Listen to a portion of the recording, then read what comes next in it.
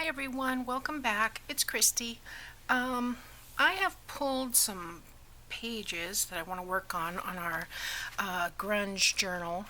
We made this out of a 12 by 15 paper bag like this. We folded it at the bottom for the outside pockets and then folded the right side to make a 9 by 6 journal cover. And then I've matted the pockets, etc. I stuck a few tags in here just to see what I wanted to do with them. The tags are just kind of torn on the bottom, so I am going to sew a little bit on the tags. I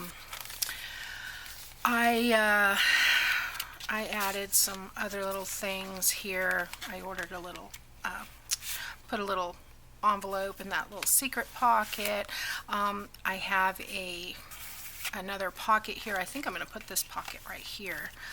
And just a couple of pages. I took the writing page and split it in half. So I've inked that up. I've got a couple of those in here in the back. And I'm not finished with this cover. I really do think I'm going to try and take the fussy cut sheet, and there's not really an exact flower of the ones that are here, so I may actually just print this sheet out again on cardstock and then cut around those.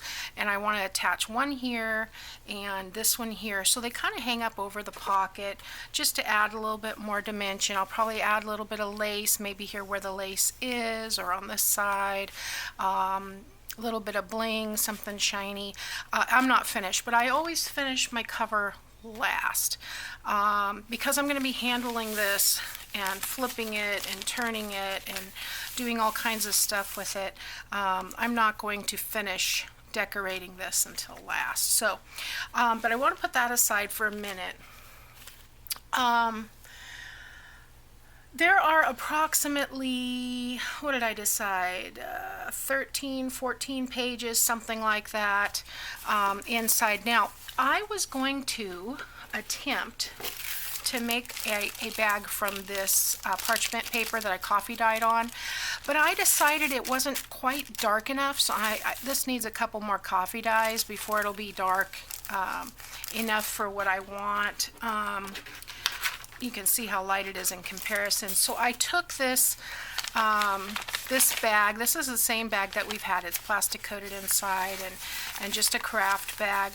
And I crumpled it up, added some ink, wet it to spread some of the ink around and kind of bleed it out a little bit, and let it dry. And then I added a little bit more. This time I used a little bit of the walnut stain. I forgot I had this one. And what was the other one that I used? Ground espresso. So those are quite a bit darker than the vintage photo. Look, I'm starting to get a circle on my vintage photo, just like all of the cool people. Sorry, it's the little things, right? Anyway, so I have one bag, and this bag measures, let's see here, 8 by 5.5. Okay, that's including this lip here. That's what size this bag is.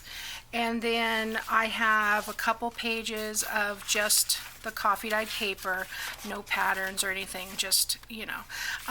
This one, I'm trying to remember what I did to this, and if I remember correctly, after I inked this cover, I coffee dyed it, and I think that's what was sitting on here, because you see this as a pocket here, I'm pretty sure, and so some of the ink bled into that as it was drying.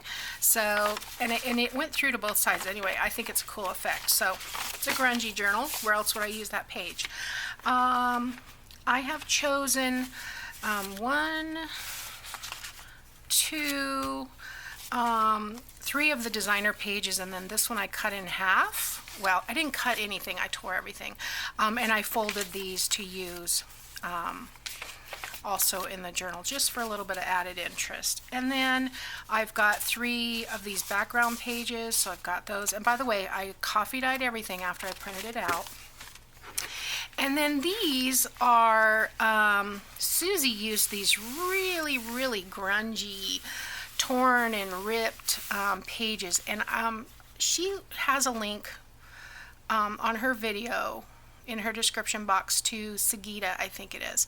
I have not watched that video, but apparently it's something they do in the coffee dyeing process, that they crumple up the pages and it leaves a bunch of veining. And so I just crumpled them up. Since they were already coffee dyed, I crumpled them up and I just added a little bit of vintage photo. And so I've got 4 of those. They're very soft, pliable, very fun. Okay, so the first thing I'm going to do is I want to sew around these, and I want to sew around these, and what I'm sewing around everything. So, excuse me, what else did I have? These are actually going to have other pages sewn to them. So let's pick out what we want to attach to this. So I've got my pages here. And I'm not going to, cover the whole entire page. I may just do like a little, I think Susie did like a collage, and she usually had lace or a button or some kind of something or other. So I know I want this piece on one of the pages, so I'm just going to tear, actually I'm going to tear it this way because I'd like to have that edge. And I'm just going to,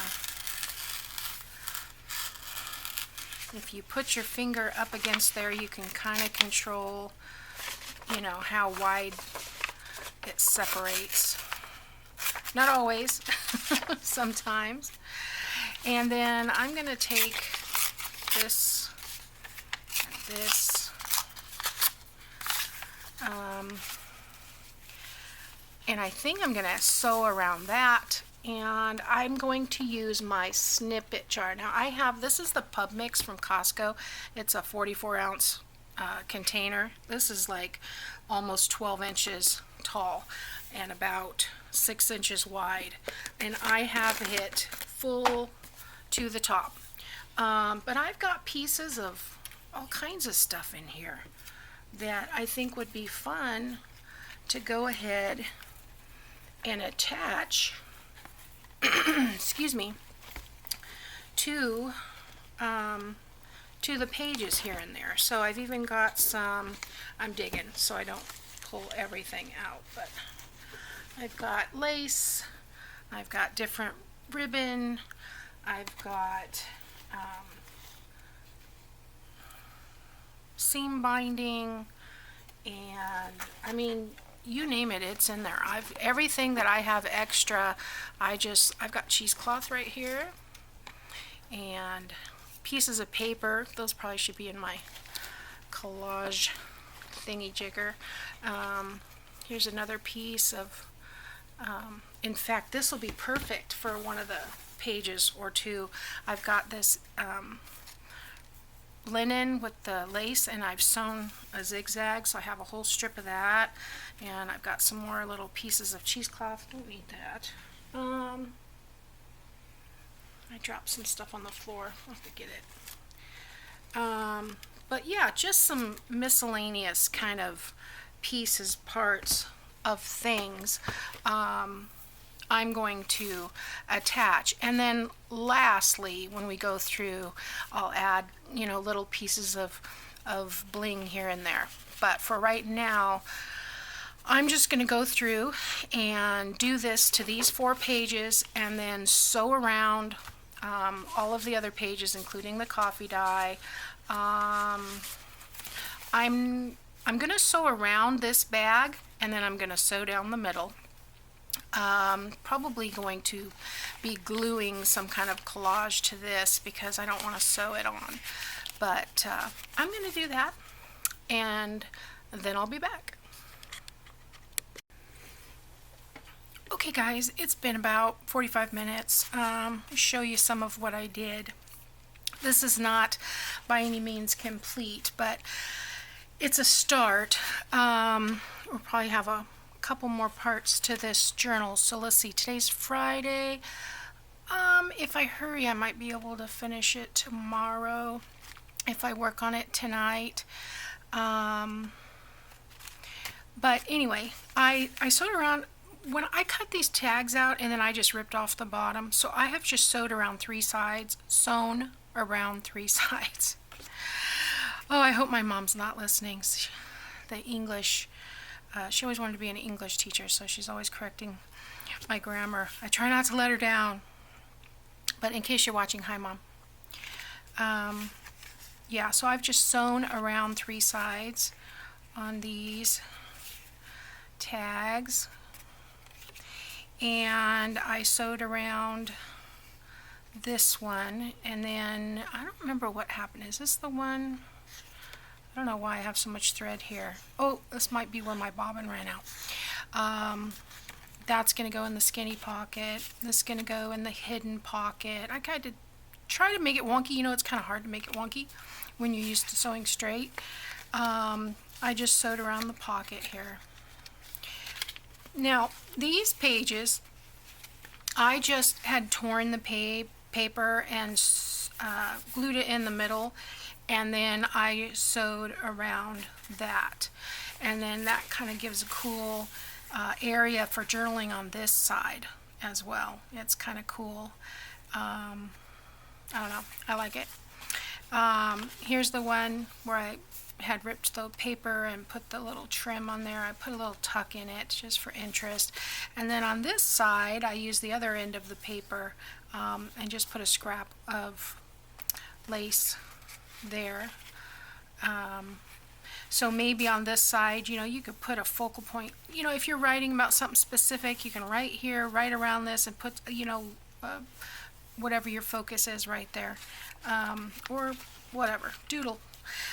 This one I really like, and this was just like, oh, here's 2 pieces of scrap, I'm just going to sew them on. So this is my favorite, I think. And then on this side I just have a piece of lace going down the side. But it does, you know, it looks nice on the inside too. So on the 3 floral pages, I've just simply sewn around the outside. Nothing fancy. And this one's upside down. Okay, not that it matters. I mean, it's either way, but I like the point of the floral this motif pointing up. That looks like how I think it should be. I kind of went just straight with the designer pages. Some of them have a couple of curves on them, but I'm not good at curves. So this one I used the serpentine stitch, and I you know, just kind of moved my paper, so that kind of turned out cool. And this one I thought I would use the meander stitch, but my machine did not like that, and so the thread broke here. So I just rethreaded it, used a straight stitch, and then when I got to the other corner I did kind of a zigzag and then straight stitch here. But because mine is computerized, it's not as easy as just changing the dial to do zigzag and then straight, zigzag, straight. I have to actually, you know, go back to the other menu and choose a different stitch and change the size, and unless I change all my defaults before I start, I'm not into that. So I don't do a lot of switching back and forth. That's too time consuming. On the bag, I went ahead and cut off the bottom of the bag here. And then I just did a zigzag stitch on the top and bottom and down the middle. And on the plain coffee dye, I just did a zigzag stitch around. And I am using black on top and bottom. And then, oh, here's another one of the I don't remember what she called it, crumply paper or whatever, where I've just taken. And this was a whole page that I just cut the pieces off. And what it does is it really makes, when you wrinkle this paper up, it tears down the fibers, and so it becomes really almost like fabric texture, very soft and pliable. Adding these pieces back really strengthens it back up. So, all right, let's see what we want to put where. And I reserve the right to change my mind. So let's see. I want to start with a designer page. And I have 2 full size. So I think I'm going to start with this one. And then I'm going to use one of these with the motif pointing up. And then, where did I put the bag? Let's use the little bag here. There it is. We'll put the bag there, and then we'll do one of these wrinkly pages, and let's do a half sheet. So let's see, which way do we want these? I think I want this way, like this. Half sheet. Okay, and then let's use another one of these. And let's use one of our, I'm almost wanting to do this one as the center. So let's do this one for the crumpled, wrinkled paper, or whatever you want to call it. And then let's try just a regular coffee dyed paper here. Okay, so here's what we have so far. I have put 2 tags in the front. I still think I am going to put that piece there because it'll be over the tags. We're not hiding her face completely. I thought about tearing them shorter, but I think we're okay. I did add a pocket here with a tag, and this is how I decided to put the pages together. So I've got the designer pages, there's the bag, got the crumpled paper, the half sheet, the designer background paper, a collage page, a coffee dyed page, designer page. Here's a crumple page. I mean, the crumple page have designer pages on them. There's a coffee dyed page, another background, a half sheet, and then there's my center. I really like this one for the center. So I think what I'm going to do now is go ahead and sew this in, and then I'm going to cut some ephemera, and I'll be back tomorrow and we'll stuff away, and maybe we can go ahead and get this one wrapped up, and then next week we'll be able to start a new project. Now, I did notice that some of these pages are coming out a little bit, but I'll probably just add some lace trim to the front and back cover, and maybe to the center page, and I think that might take care of it. So anyway, thanks for watching, and I'll see you next time.